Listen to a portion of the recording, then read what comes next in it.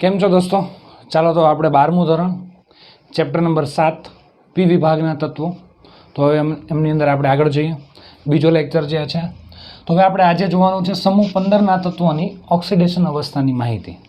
સમૂહ 15ના તત્વો જે છે એની ઓક્સિડેશન અવસ્થા કેટલી હશે, કઈ કઈ રીતે છે, તો આપણે વિગતવાર એક પછી એક સ્ટેપ વાઇઝ જોવાનું છે. ચાલો તો હવે આની અંદર આ જે છે સિલેબસમાં છે, એટલે ખાસ ધ્યાન રાખજો વ્યવસ્થિત. જે નથી એ ખાલી હું કહીશ આ નથી, બાકીનું બધું જે છે બરાબર છે. એટલે દર વખતે એ ટેન્શન ના રહે તમને. અને તમારી પાસે પણ બધા પાસે સિલેબસમાં કયું છે ને કયું નથી એની કોપી પણ તમારી પાસે છે જ. એટલે કદાચ કન્ફ્યુઝન થાય તો એ તમે જોઈ શકો છો, બરાબર છે. ચાલો તો સમૂહ 15ના તત્વોની આપણે વાત કરીએ છીએ, એની ઓક્સિડેશન અવસ્થા. જો આ થિયરી તમને આપી છે ભાઈ, આ રીતના ઓક્સિડેશન અવસ્થા જોવા મળે છે. પણ એ થિયરી ભણતા પહેલાં એક જરાક હું કહું ને એ યાદ રાખો તો તમને વધારે મજા આવશે, બરાબર. તો તમને ફટાફટ યાદ રહી જશે કે કઈ રીતે આવશે તે. હવે જો અહીંયાથી હું વાત કરીશ તો નાઇટ્રોજન, ફોસ્ફરસ, આર્સેનિક, એન્ટીમની અને બિસ્મથ. મોસ્કોવિયમ આવે પણ એને લેવાની જરૂર નથી. રેડિયો સક્રિય પદાર્થ છે, એને તમે ન લો તો ચાલશે, એની કોઈ જરૂર નથી. હવે આની અંદરથી નાઇટ્રોજન જે છે બધા સમૂહ 15ના તત્વો, એટલે 12ની કક્ષામાં 5 ઇલેક્ટ્રોન છે, બરાબર છે. તો 5 ઇલેક્ટ્રોન છે એટલે કાં 5 ગુમાવે અને કાં 3 મેળવે, આવું કરે. કાં 5 ગુમાવે ને કાં 3 મેળવે. એટલે આ બધાની ઓક્સિડેશન અવસ્થા જનરલી 3 જો બરાબર -3 +3 અને +5 આ હોય છે. -3 +3 અને +5, -3 +3 અને +5 આ રીતના હોય છે. હવેથી આપણે જો આગળ વાત કરીએ તો એના પછી અહીંયાથી આની ઓક્સિડેશન અવસ્થા જે છે +3 અને +5 છે, અને આની ઓક્સિડેશન અવસ્થા માત્ર +3 જ આવશે, આમ આવશે. હવે આ વળી શું થયું? જો આ રીતના ઓક્સિડેશન અવસ્થા એટલે યાદ રાખજો. હજુ આની અંદર નાઇટ્રોજનના કેસમાં હજી યાદ રાખજો તમે, નાઇટ્રોજનની ઓક્સિડેશન અવસ્થા -3થી લઈ અને +5માં જે આવતી હોય એ બધી જ આવે. -3થી લઈને +5માં એટલે -2 આવે, -1 આવે, 0 આવે, 1 આવે, 2 આવે, 3 આવે અને 4 આવે, 5 તો છે જ. બધી જ આ બધી ઓક્સિડેશન અવસ્થા નાઇટ્રોજનના કેસમાં પોસિબલ છે, બરાબર. -3થી લઈને +5 સુધીની પણ મોટા ભાગે આ જોવા મળે છે. હવે આપણે જો જોઈએ તો ફોસ્ફરસની ઓક્સિડેશન અવસ્થા જે છે આટલી જોવા મળે છે, આર્સેનિકની આટલી છે. એ 3 પ્લસ અને માઇનસ અને 5 પ્લસ, બરાબર છે.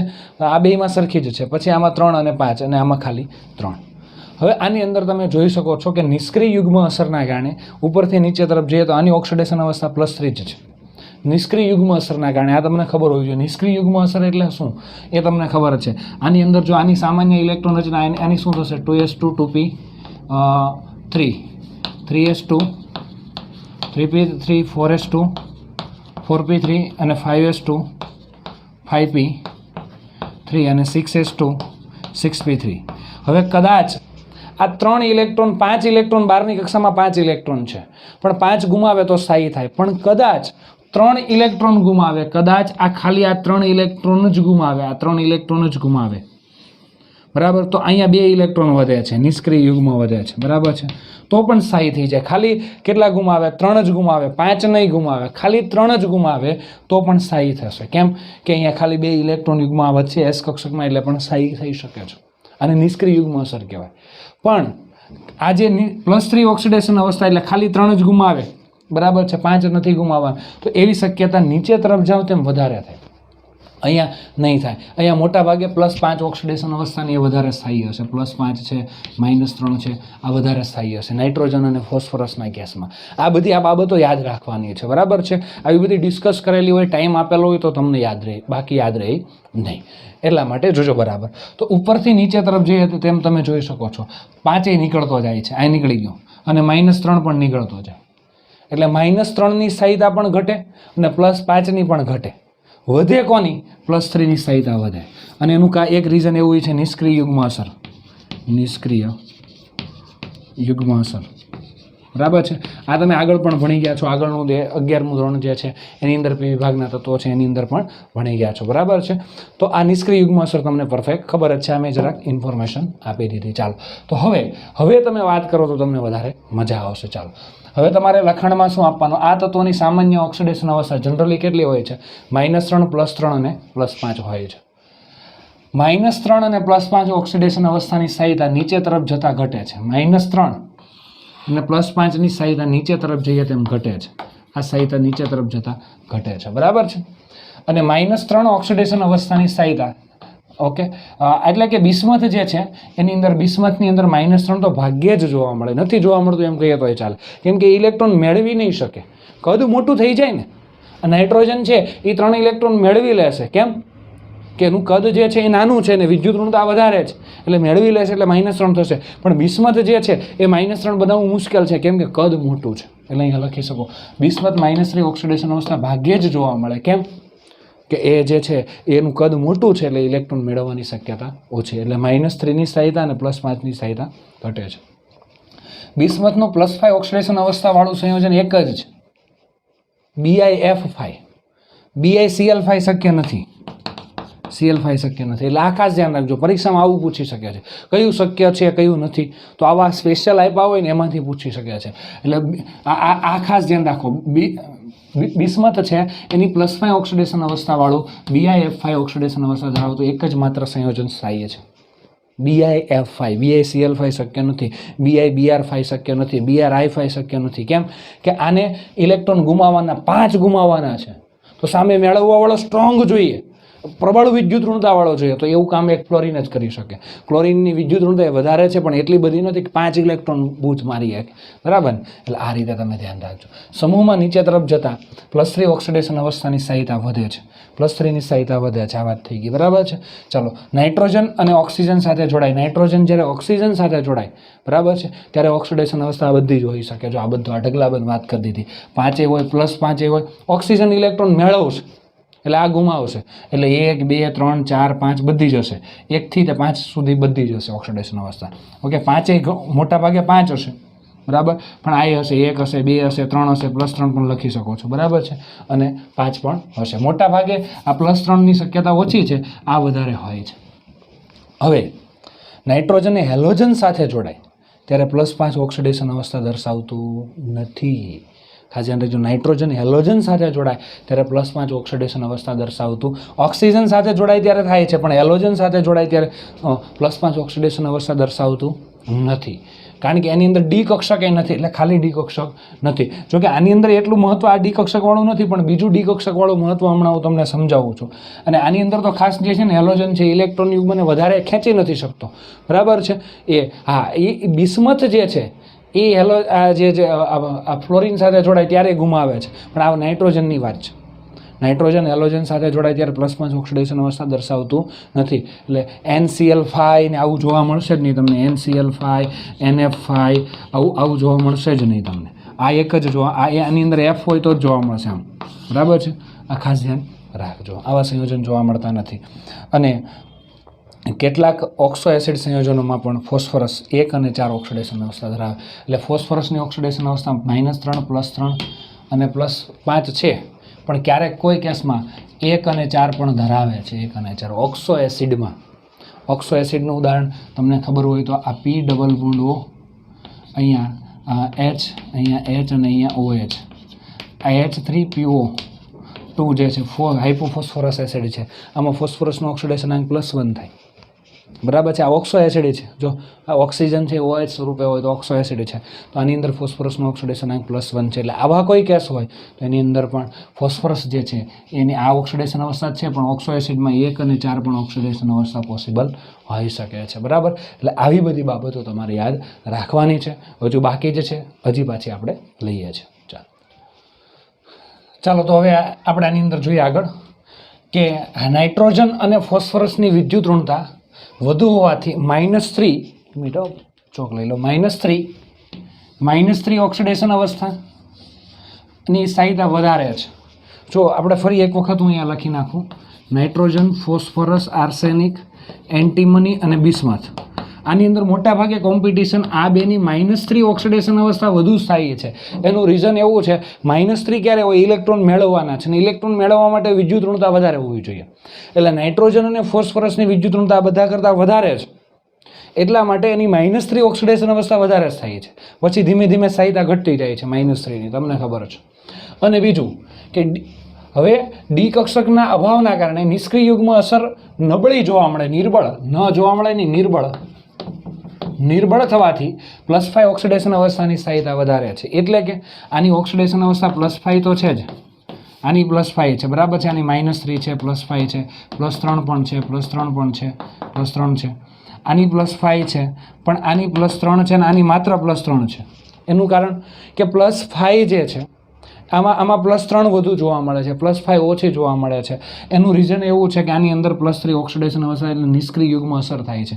આપણે હમણાં જ વાત થઈ ગઈ કે આની સામાન્ય ઇલેક્ટ્રોન રચના NH2NP3 છે, એટલે બહારની કક્ષકમાંથી 5 ગુમાવવાને બદલે ખાલી 3 જ ગુમાવશે, બરાબર છે. તો +3 ઓક્સિડેશન અવસ્થા થાય કે નહીં? પણ એવું કોણ કરશે? નીચેના તત્વ છે ને, સૌથી નીચેના તત્વ એ એવું કરશે. તો નીચેના તત્વ બિસ્મથ છે, એ સૌથી વધારે +3 ઓક્સિડેશન અવસ્થા સ્થાયી છે આની, બરાબર છે. પછી એવું શક્યતા +3 વાળી શક્યતા ઓછી કોની? તો એન્ટીમનીની. પછી ઓછી કોની? આર્સેનિકની. એમ +3ની સ્થાયીતા નીચેથી ઉપર જઈએ તેમ ઘટતી જાય, ઉપરથી નીચે તરફ જઈએ તેમ વધતી જાય. આ ખાસ ધ્યાન રાખજો. એટલા માટે અને અહીંયાથી હું તમને કહીશ તો આ જે છે અહીંયાથી આ ડી કક્ષક આવે છે, ડી વિભાગ અહીંયાથી આવે છે, તમને ખબર છે ને? ડી વિભાગ ડી કક્ષક એટલે ડી અને એફ વિભાગ જે છે અહીંયાથી આવે છે. એટલે આની અંદર ડી અને એફ કક્ષક આવી જાય છે. એટલા માટે આમાં નિષ્ક્રિય યુગ્મ અસર જોવા મળે. આમાં ડી અને એફ કક્ષક નથી એટલે નિષ્ક્રિય યુગ્મ અસર ખાસ જોવા મળતી નથી. નિષ્ક્રિય યુગ્મ અસર સૌથી વધુ ક્યાં જોવા મળે? નીચે, બરાબર. એટલે +3ની સ્થાયીતા નીચે સૌથી વધારે, અને ઉપર નિષ્ક્રિય યુગ્મ અસર નથી એટલે +5ની વધારે. +5 એટલે આ બે તત્વો છે ને એ બે ઓક્સિડેશન અવસ્થામાં વધારે માનશે. કઈ ઓક્સિડેશન અવસ્થા? 5 અને -3, -3 અને 5. બાકીની ઓક્સિડેશન અવસ્થા હશે તો પોસિબલ છે, આમાં તો બહુ બધી પોસિબલ છે, પણ એ ટ્રાય કેવી કરવા કરશે? 5 કરવા કે -3 કરવા, એવી ટ્રાય કરશે. બીજી ઓક્સિડેશન અવસ્થા હશે તો. નાઇટ્રોજન અને ફોસ્ફરસમાં આ બે ઓક્સિડેશન અવસ્થા વધારે સ્થાયી છે, એટલે આ ખાસ ધ્યાન રાખવાનું છે. ચાલો, તો હવે તેની મધ્યવર્તી ઓક્સિડેશન અવસ્થા એટલે કે -3 અને +5 સિવાયની વચ્ચેની જે ઓક્સિડેશન અવસ્થા છે, કોની વાત કરીએ છીએ? નાઇટ્રોજન અને ફોસ્ફરસ. વચ્ચેની ઓક્સિડેશન અવસ્થા છે -2 થી +4. આ વચ્ચેની જે ઓક્સિડેશન અવસ્થા જે છે તે ઓછી જોવા મળે, અને જો હોય તો એનું વિષમ પ્રમાણ થાય. વિષમ પ્રમાણ એટલે વિસ્મીકરણ રેડોક્સમાં ભણી ગયા તમે. વિસ્મીકરણ એટલે એ જ પદાર્થનું ઓક્સિડેશન થાય, એનું જ રિડક્શન થાય, તો એ વિસ્મીકરણ પ્રક્રિયા કહેવાય. તમને ખબર છે, એનું જ ઓક્સિડેશન, એનું જ રિડક્શન. કઈ રીતે? ધારો કે અહીંયા નાઇટ્રોજન છે, આ તમે જોવો છો, આ નાઇટ્રોજન તમને દેખાય છે. નાઇટ્રોજનની ઓક્સિડેશન અવસ્થા કઈ છે? HNO2 છે. તમે હવે ઓક્સિડેશન અવસ્થા માસ્ટરી આવી જ ગઈ છે, એમાં માસ્ટરી ન હોય તો નહીં ચાલે. આ તો એને આ ચેપ્ટર અઘરું લાગે, થિયરી અઘરી લાગે, બધું અઘરું લાગે. અમુક બેઝિક વસ્તુ ન આવડતી હોય તો અઘરું લાગે, બરાબર છે. તો આની ઓક્સિડેશન અવસ્થાની વાત કરીશ તો અહીંયા નાઇટ્રોજનની ઓક્સિડેશન અવસ્થા અહીંયા જો 3 છે, અહીંયા +1 છે. કેટલી થાય? બહુ સિમ્પલ વસ્તુ છે અને તમે આ જોઈ શકો છો. આ એક વખત આપણે ગણતરી કરાવી દઉં છું, બરાબર છે. જો અહીંયા N છે, O છે, O2 છે, -2 ઓક્સિડેશન અવસ્થા છે, એવા 2 છે, અને આ H છે, બરાબર છે. તો -2 અને જોઈ શકો છો, બહુ શાંતિથી અહીંયા ધ્યાન આપજો. અહીંયાથી આ -2 એટલે -4 થયું, બરાબર છે. તો આની ઓક્સિડેશન આની +1 છે, તો આની કેટલી થાય? +3 થાય. બહુ સીધી વસ્તુ જે છે, બરાબર છે. એટલે આ નાઇટ્રોજનની ઓક્સિડેશન અવસ્થા અહીંયા +3 છે, એટલે આ વચ્ચેની ઓક્સિડેશન અવસ્થા છે. પણ નાઇટ્રોજનની +3 ઓક્સિડેશન અવસ્થા સ્થાયી નથી. +3 કોની સ્થાયી છે? બિસ્મથની છે. +3ની સ્થાયીતા નીચેથી ઉપર જઈએ તેમ ઘટતી જાય છે. એટલા માટે નાઇટ્રોજન જે છે એ કાં -3 બનાવશે ને કાં +5 બનાવશે. આવી ટ્રાય કરશે, આવું બનાવવા ટ્રાય કરશે. એટલે HNO2માંથી HNO3 બન્યું પાણી અને NO બન્યું. જોજો બરાબર, HNO2માંથી HNO3 બન્યું પાણી અને NO બને છે. તો HNO3માં નાઇટ્રોજનની ઓક્સિડેશન અવસ્થા +5. હા, તો +3માંથી 5 બનાવી નાખી. અને આની અંદર નાઇટ્રોજનની ઓક્સિડેશન અવસ્થા જે છે +2 છે. એટલે અહીંયા જોજો બરાબર, એક જ મિનિટ, અહીંયા વધારો થયો એટલે આને ઓક્સિડેશન કહેવાય, અને અહીંયા ઘટાડો થયો એટલે આને શું કહેવાય? રિડક્શન કહેવાય. આનું જ ઓક્સિડેશન ને આનું જ રિડક્શન, તો આને શું કહીશું આપણે? વિસ્મીકરણ થઈ જાય એમ. બરાબર. એટલે જો એની ઓક્સિડેશન અવસ્થા +5 અને -3 ન હોય તો વિસ્મીકરણની શક્યતા છે, થાય જ એવું નહીં પણ શક્યતા ખરી. બરાબર. એટલે આ કોન્સેપ્ટ સમજવાનો છે. આ MCQ લક્ષી તૈયારી ખાસ કરવાની છે. બીજું ઉદાહરણ એવું છે, થોડુંક અઘરું પડશે તમને, બરાબર છે, પણ સીધી જ વસ્તુ છે. આને યાદ રાખવાનું છે. 2 વખત લખો, 3 વખત લખો, 5 વખત લખો, 10 વખત લખો, તમને અનુકૂળ આવે ત્યાં સુધી ટાઈમ આપવાનો છે આને. હા, પણ એક વસ્તુ છે કે બીજું ચેપ્ટર હોય કે પહેલું ચેપ્ટર હોય એમાં ટ્વિસ્ટ કરીને પછી પ્રશ્ન પૂછે, પણ એક વખત આની થિયરી તમે યાદ રાખી લીધી પછી ટ્વિસ્ટ કરવાની શક્યતા નથી. યાદ રાખવી ઘણી મુશ્કેલ થશે તમારે. બરાબર. તમારે એની બધા સ્ટુડન્ટને હોય જ તે તમે જોજો ઇનઓર્ગેનિક કેમેસ્ટ્રી રટ્ટે મારને કાન આન તેન બધું આવું બહુ બધું ઘણા વિડીયો તમે જોયા હશે, પણ એને યાદ રાખવાનું જ છે. પણ હા, એમાં અમુક લોજિક છે. મેં તમને કીધું એ આ બેઠું ગોખી નથી દેવાનું, ઓક્સિડેશન અવસ્થા આટલું ને આટલું સમીકરણ ગોખી નથી નાખવાનું, પણ લોજિક યાદ રાખવાનું છે. વિસ્મીકરણ થાય છે. આ 2 ઓક્સિડેશન અવસ્થા છે જે છે ક્યાં ગઈ? +3 -3 અને +5 આ સ્થાયી છે, બાકીની અસ્થાયી છે. એટલે આમાં વિસ્મીકરણ થાય. આવા લોજિક યાદ રાખવાના છે, પણ સમીકરણને એ થોડું યાદ રાખવું પડશે, એને ટાઈમ આપવો પડશે. એ તો આખા ઇન્ડિયાના સ્ટુડન્ટ માટે છે, તમારા માટે નથી. બરાબર. અને ધીમે ધીમે 1-2 થિયરી યાદ રાખો, દરરોજ 2 થિયરી યાદ રાખો, થઈ જશે આરામથી. ઓકે. એવું નથી, અશક્ય નથી. બધા જ તૈયારી કરે છે, પણ સ્ટેપ વાઇઝ આપણે કામ લેવાનું છે. બરાબર. એક માળની ઊંચાઈ ઘણી બધી હોય, કૂદકો મારીને 10 ફૂટ કોઈ દિવસ ના ચડી શકો તમે. બરાબર. આખું વર્ષ જતું રહે તો પણ 1 ફૂટ ચડો, અડધો પોણો ફૂટ દાદરમાં તમે ચડો. બરાબર છે. તો તમે 5 જ મિનિટમાં ત્યાં પહોંચી જાઓ છો. 5મા માળે તમે આપણે સ્કૂલે આવો છો ને 5મા માળે પહોંચતા હોય, બરાબર છે, 10 મિનિટે નથી થતી તમારે, પણ ડાયરેક્ટ કૂદકા મારવાની ટ્રાય કરો ઉપર, તો એ 2 વર્ષ જતા રહે તો એ ન પહોંચી શકો. બરાબર છે. એટલે એ અઘરું લાગે, પણ તમને એ એક સ્ટેપ ચાલો તો આરામથી પહોંચી જાઓ છો વાતો કરતાં કરતાં. એની જેવું છે. આમાં દરરોજ 2 થિયરી કરો, 3 થિયરી કરો, પણ એને પરફેક્ટ કરો, પછી આખાનું રિવિઝન કરો 2-3 વખત. બરાબર. તો કામ થશે. એટલે આવું કામ આયોજનબદ્ધ માઇક્રો પ્લાનિંગ કરવાનું છે. બરાબર છે. એટલે આ રીતે ધ્યાન રાખવાનું છે. આમાં H3PO3 છે, ફોસ્ફરસની ઓક્સિડેશન અવસ્થા છે આની અંદર, +3 છે. બરાબર છે. તો આની અંદર ફોસ્ફરસની +5 છે ઓક્સિડેશન અવસ્થા, +5 ઓક્સિડેશન અવસ્થા છે ફોસ્ફરસની. અને અહીંયા +5 છે ને અહીંયા -3 છે. આ જોઈ શકો છો. આમાંથી 3માંથી આ વધારો થયો એટલે આ ઓક્સિડેશન થયો, અને આમાં ઘટાડો થયો એટલે આ રિડક્શન થયું. એટલે વચ્ચેની ઓક્સિડેશન અવસ્થા હશે તો બીજામાં કન્વર્ટ થવા ટ્રાય કરશે. જો આ 5 થઈ ગઈ ને -3 થઈ ગઈ, સ્થાયી બનવા ટ્રાય કરશે, વિસ્મીકરણ થશે. બરાબર છે. એટલે આ કોન્સેપ્ટ ખાસ યાદ રાખજો. એના 2 ઉદાહરણ છે, HNO2 વાળું, એનું H2O ની અંદર NO અને HNO3માં કન્વર્ઝન થાય છે. H3PO3માંથી H3PO4 અને PH3 બને છે. બરાબર છે. આ યાદ રાખજો તમે. એટલે આટલું કોન્સેપ્ટ તમારે યાદ રાખવાનો છે. આ અલગથી પ્રશ્ન પૂછી શકે છે ઓક્સિડેશન અવસ્થા સાથે, પણ ઘણી વખત આ વિસ્મીકરણવાળો કોન્સેપ્ટ અલગથી પૂછી શકે છે. લખી લો. બરાબર. ઓકે. અક્ષરાનંદમાંથી લખો તોય કોઈ વાંધો નથી, પણ જે એક્સ્ટ્રા કદાચ લખવાનું થાય તો એ લખતું જવાનું રહેશે તમારે. બરાબર છે. ઓકે.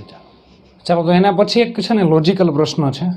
નાઇટ્રોજન જે છે, નાઇટ્રોજન એમાં પહેલેથી જ ચાલુ કરું એટલે તમારે પ્રશ્ન પછી તમને ખબર પડી જ જશે. એની ઇલેક્ટ્રોન રચના 1s2, 2s2, 2p3 છે. S કક્ષકમાં 2 ઇલેક્ટ્રોન છે અને P કક્ષકમાં 3 ઇલેક્ટ્રોન છે. આવી રીતે છે. બરાબર છે. હવે આની અંદર આવી રીતે 1, 2 અને 3 ઇલેક્ટ્રોન છે.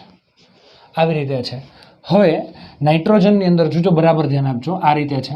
હવે એને ફોસ્ફરસ, એના પછી ફોસ્ફરસ, નેપાળ, પાકિસ્તાન, ઓસ્ટ્રેલિયા, સબ વિખારી, આની વાત કરીશ તો અહીંયાથી હું વાત કરી. આ મુખ્ય ક્વોન્ટમ આકારનો 2 છે એટલે આવી રીતે આવે.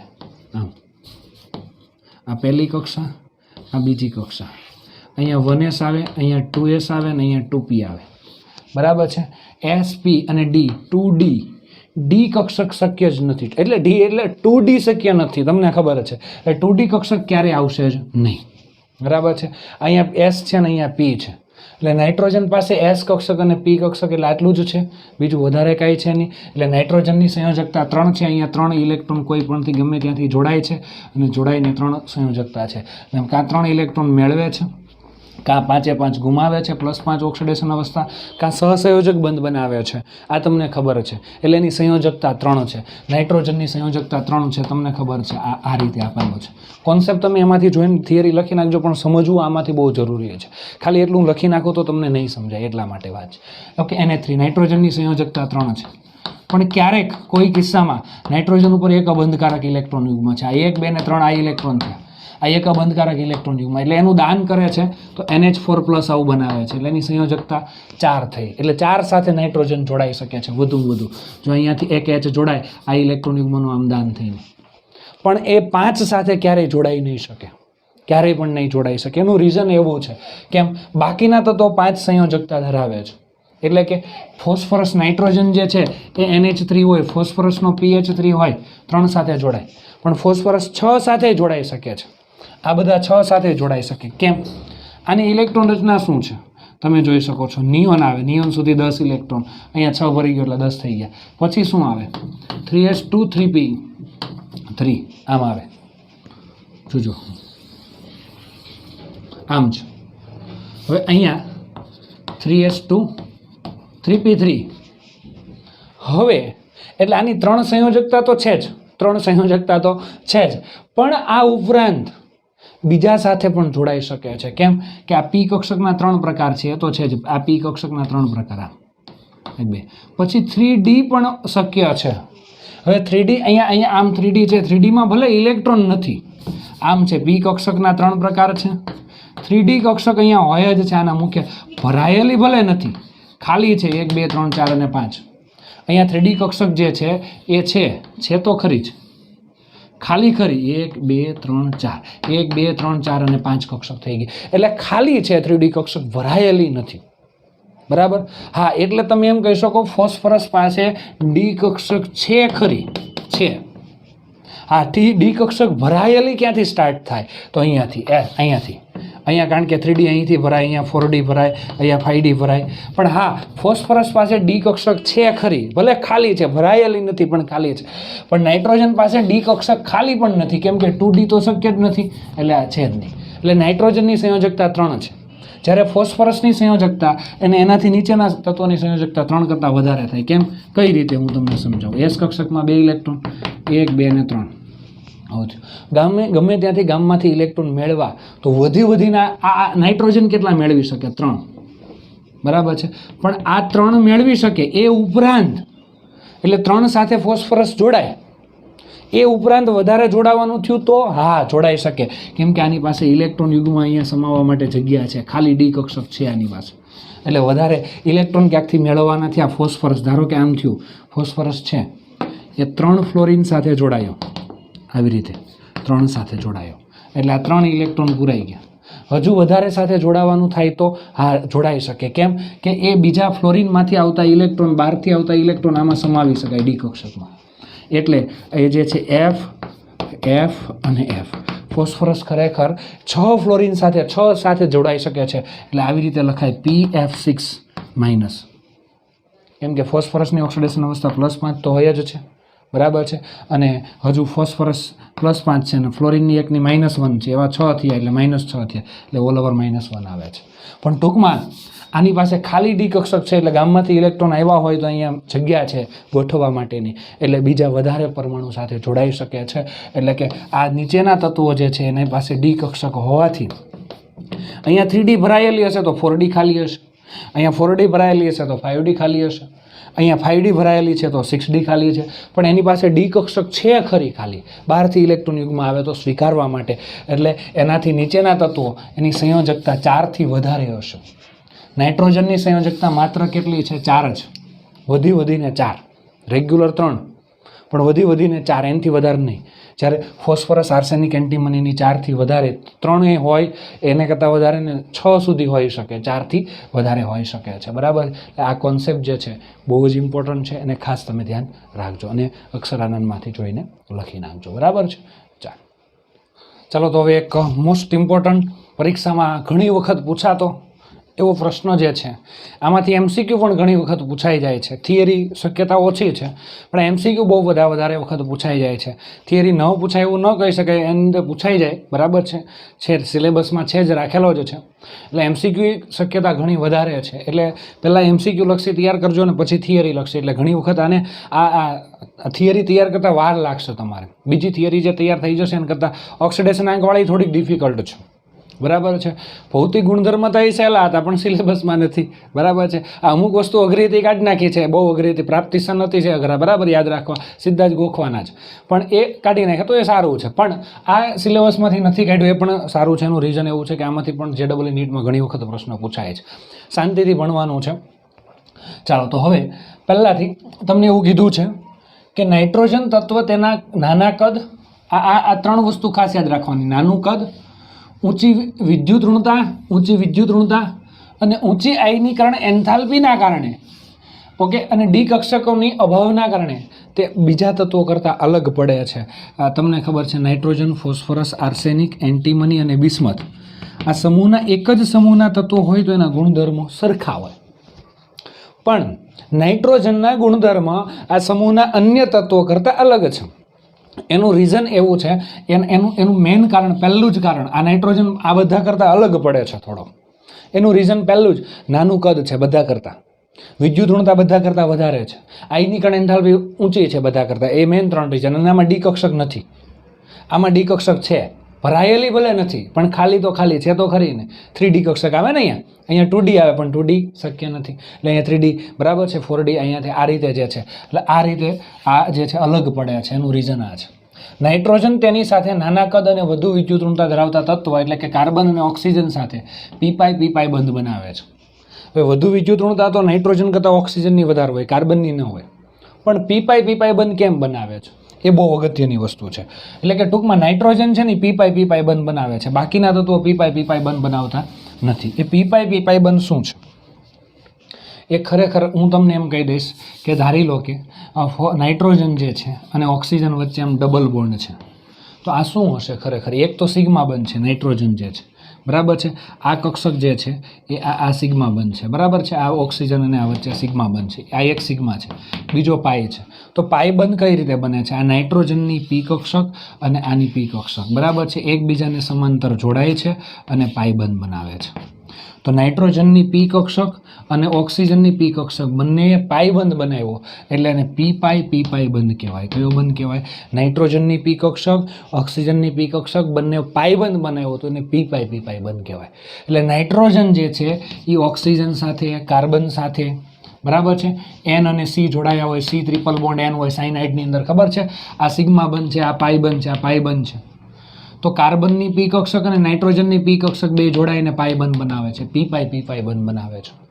તો આવું નાઇટ્રોજન એક જ કરી શકે છે. બીજા તત્વો કેમ નહીં કરશે? નાઇટ્રોજન, ફોસ્ફરસ, આર્સેનિક, એનું કદ બહુ મોટું થઈ જાય છે. એટલે આ બે કક્ષક કદ મોટું થઈ જાય ને, એટલે અહીંયાથી ધારી લો કે ઓક્સિજન આવ્યો તો આ જે બંધ જોડાવો જે છે, કદ મોટું થઈ ગયું તો આને આવી રીતે જોડાવાનું છે ને, એ શક્યતા બહુ ઓછી થતી જાય. કદ મોટું થતું જાય ને એટલે એને સમાંતર રીતે જોડાવાનું. કદ મોટું થાય એટલે આ સમાંતર દૂર થતા જાય, એટલે એ શક્યતા ઓછી થતી જાય જોડાણ. એટલે પી પાઈ બંધ બનાવવાનો છે. નાઇટ્રોજનનું કદ નાનું છે એટલા માટે પી પાઈ બંધ બનાવી લેશે ફટાફટ, બરાબર છે. એટલે મોસ્ટ ઇમ્પોર્ટન્ટ છે.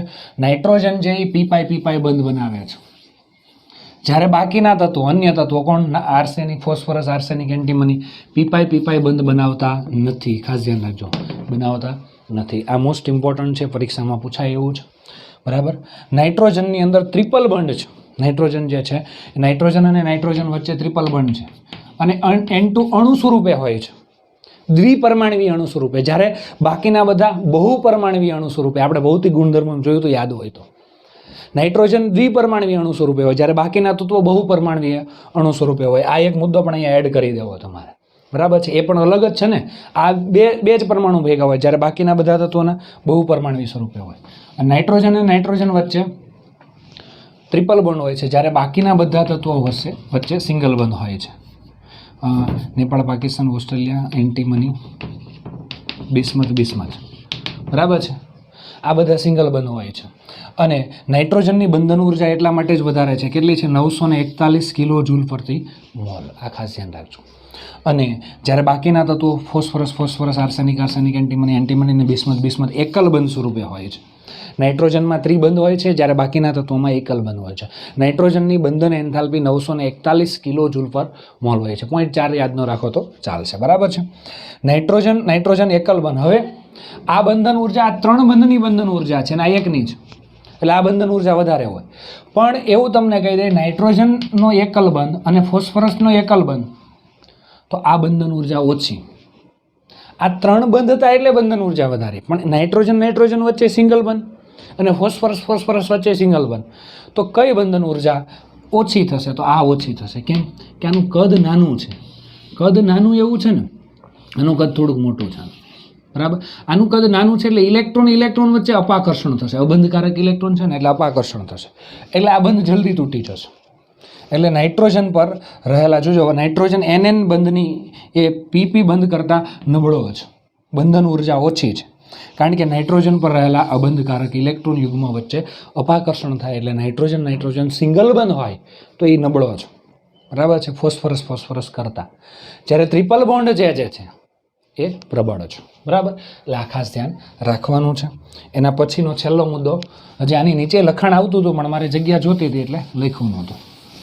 બધું લખાણ તો પહેલાં એટલા જ માટે કે ફટાફટ પતી જાય.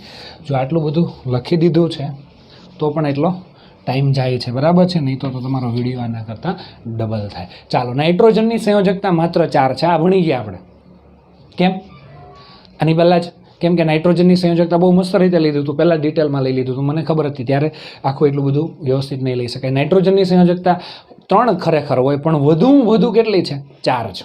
એનાથી વધારે નથી. એનું રીઝન ડી કક્ષકનો અભાવ, બરાબર છે. હવે નાઇટ્રોજન ડી કક્ષકની ગેરહાજરી છે, એટલે નાઇટ્રોજન D∅P∅ બંધ બનાવી શકતો નથી. નાઇટ્રોજન કયો બંધ બનાવે છે? P∅P∅ બંધ બનાવે છે. જ્યારે બાકીના તત્વો P∅P∅ બંધ નથી બનાવતા. પણ નાઇટ્રોજન સિવાયના તત્વો, ફોસ્ફરસ, આર્સેનિક, એન્ટીમની, આ બધા જ તત્વો P∅D∅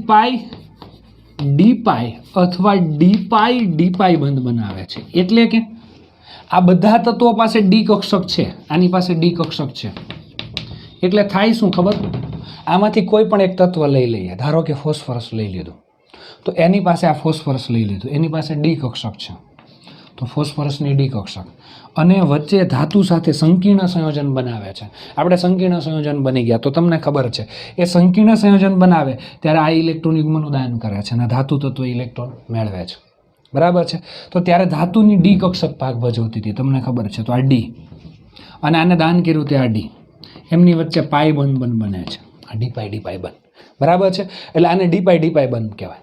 એટલે કે આ તત્વની ડી કક્ષક અને આની ડી કક્ષક, તો D∅ બંધ. ઘણી વખત એવું બને કે આ તત્વની ડી કક્ષક અને સામેવાળું, ધારી લો કે ફોસ્ફરસ સાથે ઓક્સિજન જોડાયો છે, તો આની ડી કક્ષક હોય તો આની પી કક્ષક હોય, તો D∅P∅ બંધ. એટલે આ તત્વો બધા D∅P∅ બંધ અને D∅ બંધ બનાવી શકે. કેમ કે એની પાસે ડી કક્ષક છે, બરાબર. એટલે આ ખાસ ધ્યાન રાખજો. નાઇટ્રોજન છે એ D∅ બંધ બનાવી શકતો નથી. ઉદાહરણ તરીકે R3PO, ખરેખર આ બંધારણ આવું છે, તો તમને બરાબર લખી દઉં તો ખબર પડે. લખવું હોય તો આ રીતે લખાય, P R R R double bond O, આવી રીતે આપેલું છે. હવે જોજો, બરાબર પ્રશ્ન કેમ પૂછાય છે ત્યાં સ્ટુડન્ટ કન્ફ્યુઝ થાય છે. ખાસ કરીને એ ટેક્સ્ટબુકમાં નથી આપ્યું ને ઘણા કહેતાય નથી, એટલે આ અઘરું લાગે છે. ખાસ કરીને થિયરી કરતાં આની અંદરથી MCQ પૂછાવાની શક્યતા વધારે. કઈ રીતે પૂછાય જોજો, બહુ અગત્યનું છે. P ડબલ બોન્ડ O આમ આપ્યું છે, તો આ ફોસ્ફરસની ડી કક્ષક, આની પી કક્ષક, એમની વચ્ચે પાઈ બંધ બને, તો કયો બંધ થયો? D∅ બંધ થયો. D∅P∅ બંધ, D∅P∅ બંધ થાય છે. આની અંદર પણ આની ડી કક્ષક અને આની પી કક્ષક D∅P∅ બંધ બનાવે છે. પણ જો આની જગ્યાએ તમે N લખી દો તો આવું થતું નથી. આ શક્ય નથી, આ શક્ય છે, આવો પ્રશ્ન પૂછાય છે. કેમ? રીઝન પૂછાય છે, અથવા તો એમ જ કહી દે છે આ શક્ય નથી ને આ શક્ય છે. એવું કેમ? તો પહેલાં જ તમારે કહી દેવાનું કે નાઇટ્રોજનની સંયોજકતા વધુમાં વધુ 4 છે આમાં 5 આપી છે, થઈ ગયું, એટલે શક્ય નથી. બીજું કે નાઇટ્રોજન પાસે ડી કક્ષક નથી, એટલે એ ડી પાઈ પી પાઈ બંધ બનાવી શકશે નહીં, શક્ય નથી. અહીંયા પણ નાઇટ્રોજન મૂકીને કહી શકે કેમ શક્ય નથી, તો એનું રીઝન કયું સાચું કયું ખોટું એ તમારે કહેવું પડે, બરાબર છે. ખાસ ધ્યાન રાખજો. એ સિવાયના બીજા ઉદાહરણ પણ તમને આપેલા છે. ફોસ્ફરસ C2H5, ઓકે, થ્વાઇસ, એટલે કે ફોસ્ફરસ સાથે 3 વખત ઇથાઇલ સમૂહ જોડાયેલો છે, અને આ જે આ ધાતુ આયન સાથે જોડાય ઇલેક્ટ્રોન યુગ્મનું દાન કરે, બરાબર છે. તો અહીંયા જે બંધ બને છે, તો આની ડી કક્ષક અને આની પણ ડી કક્ષક, તો કયો બંધ બન્યો? ડી પાઈ બંધ બને છે. ચાલો એના પછી અહીંયા ફોસ્ફરસ આર્સેનિક લઈ લઈએ. આર્સેનિક C6H5 બેન્ઝીન અને થ્વાઇસ, આર્સેનિક સાથે 3 વખત બેન્ઝીન જોડાયેલું છે, અને જો ધાતુ આયન સાથે જોડાય તો આની ડી કક્ષક અને આની પણ ડી કક્ષક પાઈ બંધ બનાવે, એટલે આ ડી પાઈ બંધ બનાવે છે. ડી પાઈ બંધ, એટલે આ સમયે ડી પાઈ બંધ બને છે. આ MCQમાં કઈ રીતે પૂછાય એ ખાસ યાદ રાખજો. આખી થિયરી તો થોડીક તકલીફ થશે તમને યાદ રાખવામાં, પણ MCQ લખશે પહેલાં યાદ રાખજો, પછી થિયરિટિકલ તૈયાર કરજો. 2 વખત 3 વખત જોયા વગર લખશો, જોયા વગર લખી નાખશો, પછી યાદ રહેશે. એક વખતમાં સીધું યાદ રહેશે નહીં, પણ આને મસ્ત રીતે તૈયાર કરજો, બરાબર છે. વ્યવસ્થિત લખજો તો પછી યાદ રહેશે. વ્યવસ્થિત લખી લો. આ પહેલાંમાંથી લખો તમે અક્ષરાનંદમાંથી તો કંઈ વાંધો નથી, પણ એક્સ્ટ્રા વસ્તુ જે છે એડ કરી દેવાની છે, બરાબર. ચાલો દોસ્તો, સમૂહ 15ના તત્વોની રાસાયણિક પ્રતિક્રિયાત્મકતા આ પણ અગત્યની છે, અને આ સહેલી છે, એટલી બધી અઘરી નથી, એટલે તમને બહુ વાંધો નહીં આવે. ચાલો, સમૂહ 15ના તત્વોની રાસાયણિક પ્રતિક્રિયાત્મકતા જે છે એને, હા, હું કહું એ લોજિકલ યાદ રાખવાની છે, જેટલા લોજિક કહું તે યાદ રાખવાના છે ખાસ, બરાબર છે. જો જ્યાં સુધી લોજિક હશે ત્યાં સુધી પરફેક્ટ એનો જ યુઝ કરવાનો છે, પણ પછી અમુક વસ્તુ સીધી યાદ રાખવાની જ હોય, એમાં કોઈનું ન ચાલે, બરાબર છે. એટલે એ ખાસ ધ્યાન રાખવાનું છે, કારણ કે એ અમુક અપવાદ હોય, અમુક અલગ રિએક્શન કરતું ન હોય, તો એ આપણે એને અલગથી યાદ રાખવાનું હોય છે, અને પરીક્ષામાં ઘણી વખત એ જ પૂછાતું હોય છે, તો એ ખાસ ધ્યાન રાખવાનું તમારે. તો હવે સૌપ્રથમ સમૂહ 15ના તત્વોની રાસાયણિક પ્રતિક્રિયાત્મકતા છે, એમાં હાઇડ્રોજન સાથે પ્રતિક્રિયાત્મકતા, ઓક્સિજન સાથે, હેલોજન સાથે અને ધાતુ સાથે, 4 સાથેની પ્રતિક્રિયાત્મકતા જોવાની છે. એમાં સૌથી પહેલાં આપણે જોઈએ કે હાઇડ્રોજન સાથેની પ્રતિક્રિયાત્મકતા. હાઇડ્રોજન સાથે જોડાય તો હાઇડ્રાઇડ બનાવે છે, બરાબર છે. એટલે હાઇડ્રાઇડ, તો સમૂહ 15ના તત્વો હાઇડ્રોજન સાથે જોડાય, એની સંયોજકતા 3 છે, એટલે હાઇડ્રોજન સાથે જોડાય. અને પહેલાં હું કહું એમાંથી લોજિક શીખી લેવાનું છે, લખાણ પછી તમે પહેલાંમાંથી લખી શકશો, બરાબર છે. લોજિક કહી દઈશ એટલે લખાણ આરામથી તમે આટલા મુદ્દા યાદ રાખવાના, એના પરથી લખાણ લખી શકો છો. તો એમના માટે પહેલો મુદ્દો તમારે યાદ રાખવાનો, કેવા પ્રકારના હાઇડ્રાઇડ બનાવે છે, ચાલો એ લખી જ નાખું છું, બરાબર છે. તો NH3, નાઇટ્રોજન, ફોસ્ફરસ, આર્સેનિક અને એન્ટીમની, બરાબર છે. જગ્યા ચાલો ને ભલે એન્ટીમની અને બિસ્મથ, બરાબર. ચાલો, NH3, PH3, ASH3, SbH3 અને BiH3, બરાબર છે. આ તમને ખબર છે. આ હાઇડ્રાઇડ બનાવે છે, 3 હાઇડ્રોજન સાથે જોડાય. હાઇડ્રોજન ઇલેક્ટ્રોન ગુમાવશે, આ ઇલેક્ટ્રોન મેળવશે, બરાબર છે. એટલે હાઇડ્રાઇડ બનાવે છે. બહુ જ ઇમ્પોર્ટન્ટ વસ્તુ છે, ખાસ ધ્યાન રાખજો. આમ જાઓ છો, જેમ તમે આમ જાઓ એટલે સમૂહમાં ક્યાં જાઓ, ઉપરથી નીચે તરફ કહેવાય. તેમ અહીંયા NH બંધ છે, અહીંયા NH બંધ છે, અહીંયા PH બંધ છે, અહીંયા BiH બંધ છે. બહુ સિમ્પલ વસ્તુ છે. કયો બંધ મજબૂત હશે? ચાલો તમે જ વિચારો, તમે જ મને કહો. આનું કદ નાનું છે, આ કદ મોટું છે. સિમ્પલ વસ્તુ. આ બંધ ફટાફટ તૂટી જશે, આ બંધ મજબૂત હશે. તો આમ જાવ તેમ બંધન ઉર્જા શું થાય? ઘટે. બંધન ઉર્જા ઘટે. આમ જઈએ તેમ NH બંધ એટલે કે આ જે બંધ જે છે નબળો બને છે, સ્થાયીતા ઘટે છે, એવું કહી શકાય. સ્થાયીતા ઘટે છે, ઘટે છે.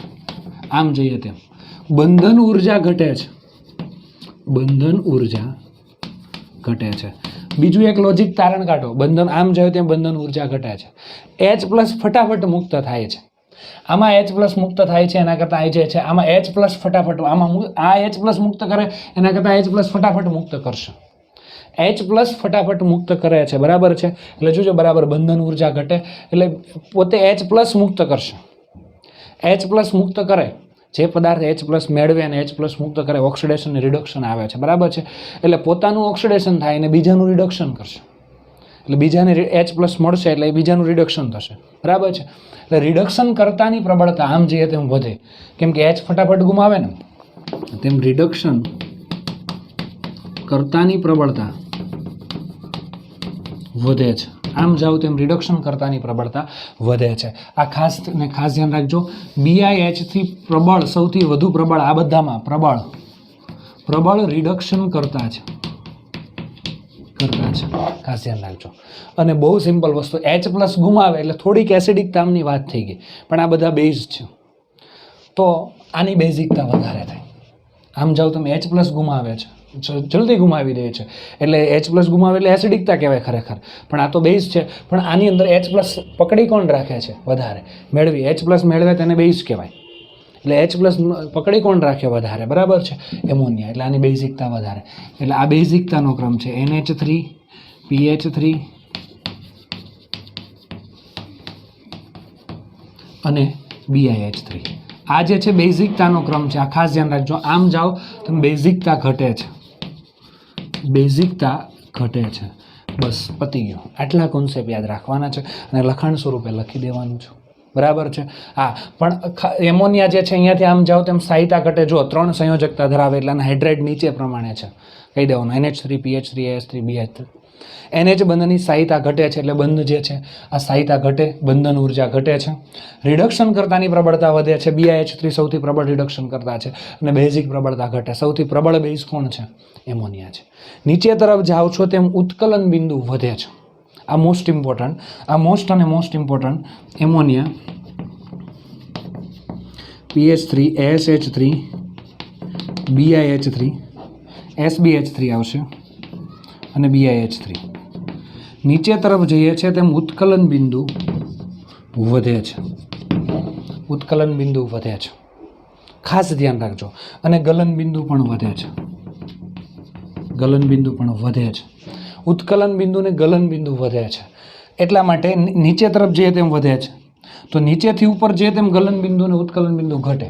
તો સૌથી ઓછું કોનું હોવું જોઈએ? એમોનિયાનું હોવું જોઈએ. પણ એમોનિયામાં હાઇડ્રોજન બંધ છે, બાકી કોઈમાં હાઇડ્રોજન બંધ નથી. એટલા માટે ઉત્કલન બિંદુની વાત કરીએ તો એમોનિયાનું ઉત્કલન બિંદુ સૌથી ઓછું નથી, સૌથી ઓછું PH3નું છે. એમોનિયાનું ઉત્કલન બિંદુ અહીં આવી જશે. એટલે ઉત્કલન બિંદુનો ક્રમ આ ખાસ ધ્યાન રાખજો. આવું પરીક્ષામાં વધારે પૂછે, અટપટું હોય તે, બરાબર છે. એટલે ઉત્કલન બિંદુનો ક્રમ PH3નું સૌથી ઓછું, એના કરતાં વધુ ASH3નું, એના કરતાં વધુ એમોનિયા અહીંયા ઘૂસી જશે. એટલે ખાસ ધ્યાન રાખજો. NH3 એના કરતાં વધુ SBH3 અને એના કરતાં વધુ BiH3. સૌથી વધુ ઉત્કલન બિંદુ કોનું થશે? BiH3નું. આ ખાસ ધ્યાન રાખજો. એમોનિયા ખરેખર અહીંયા હોવો જોઈએ, એને બદલે અહીંયા ઘૂસી ગયો છે. ઉત્કલન બિંદુ આમ જે તેમ વધે છે. ગલન બિંદુમાં એમોનિયા સૌથી નીચે આવી જશે અહીંયા, બરાબર છે, કારણ કે જે છે હાઇડ્રોજન બંધ છે એના કારણે. ખાસ ધ્યાન રાખજો. આ મોસ્ટ IMP જે છે, મોસ્ટ IMP છે, આ પરીક્ષામાં ઘણી વખત પૂછાય છે. ઉત્કલન બિંદુનો ક્રમ આ ખાસ તમે ધ્યાન રાખજો. ZEE નીટના કોન્સેપ્ટ લક્ષી જે છે. ચાલો ત્યારબાદ એના આપણે વાત કરી લઈએ ઓક્સાઇડની. ઓકે, બીજી વાત કરી લઈએ આપણે ઓક્સાઇડની. આ તત્વો સમૂહ 15ના તત્વો 2 પ્રકારના ઓક્સાઇડ બનાવે છે, E2O3 અને E2O5.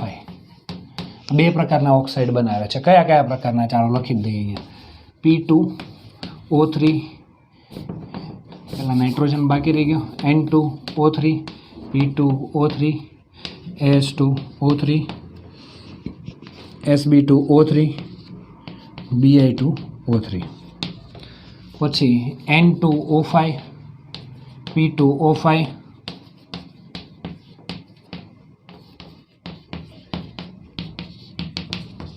આ પ્રકારના ઓક્સાઇડ બનાવે છે. જોજો બરાબર. તો આ ઓક્સાઇડ બનાવે છે તો અહીંયા નાઇટ્રોજનનો ઓક્સિડેશનાંક, આની અંદર નાઇટ્રોજનનો ઓક્સિડેશનાંક +3 છે, આની અંદર નાઇટ્રોજનનો ઓક્સિડેશનાંક +5 છે. તમે ગણી લેજો, બરાબર છે. +5 ઓક્સિડેશન અવસ્થા ધરાવતા અને +3 ઓક્સિડેશન અવસ્થા ધરાવતા અને +5 ઓક્સિડેશન ધરાવતા ઓક્સાઇડ 2 પ્રકારના ઓક્સાઇડ બનાવે છે.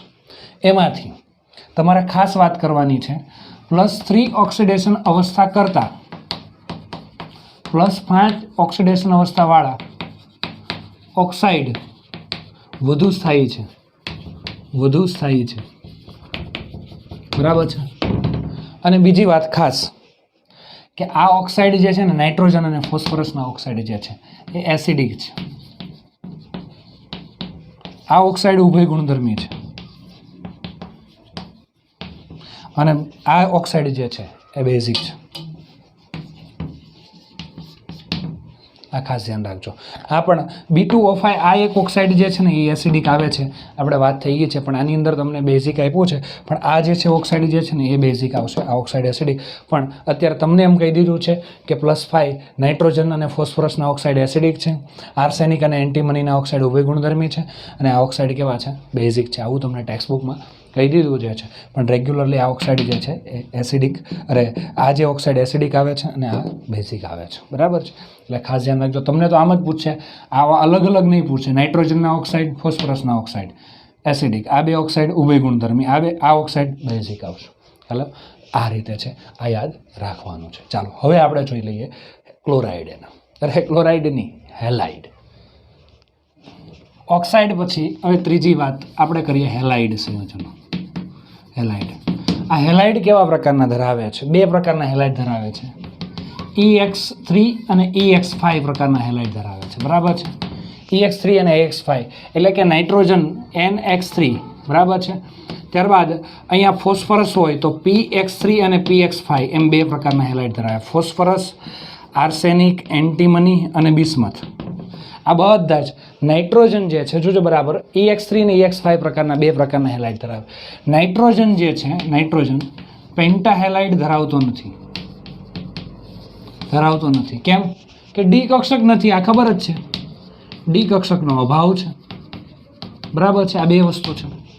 પછી તમારે કહેવાનું છે આની અંદર ઓક્સિડેશન અવસ્થા કેટલી છે? +3 છે. આની અંદર ઓક્સિડેશન અવસ્થા +5 છે.